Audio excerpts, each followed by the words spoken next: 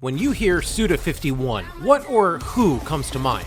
If you've been in the video game community since the 2000s, you'll most likely have heard the name SUDA51. For those of you who are unaware, Goichi Suda, the guy who uses the SUDA51 moniker, is a game designer and writer who's been behind some of the most interesting and quirky games in the last 20 years. SUDA51 is the director behind No More Heroes, Killer 7, Lollipop Chainsaw, Killer is Dead, Shadows of the Damned, and Black Knight Sword, while also coming up with the original idea for Hotel Barcelona. At PAX East 2024, we had a chance to sit down with SUDA51 and discuss Shadows of the Damned, Hello Remastered, and future projects. One of the said projects would turn out to be Romeo is a Dead Man. This holiday season, we had a chance to play Romeo is a Dead Man. For this preview, we got a chance to play the game's introduction and the first chapter after the tutorial.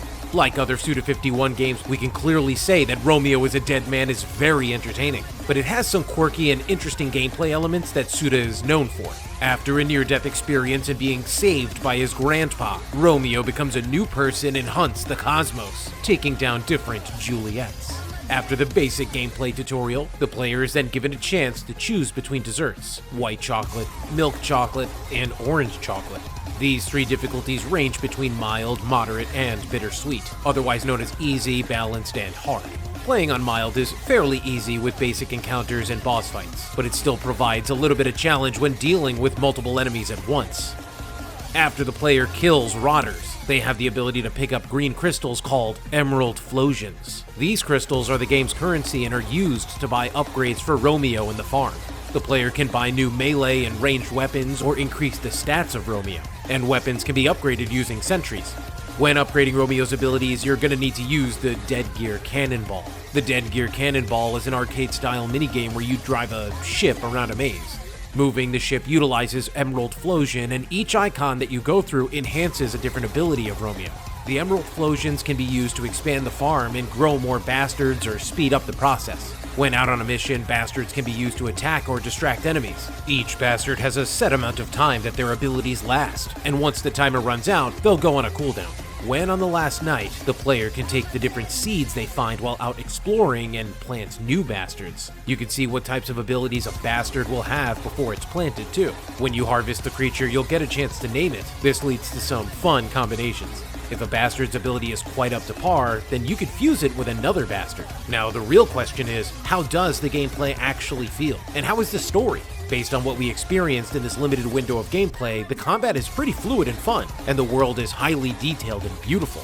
When fighting, the players can choose between melee and ranged weapons. Melee is great for up-close and personal attacks, however, there are enemies with blue crystals on them that need to be broken, or a rotten spawner that needs to be shot from a distance. Even in boss fights, there are special flowers that need to be hit to damage or weaken the boss, allowing the player to go in close to fight.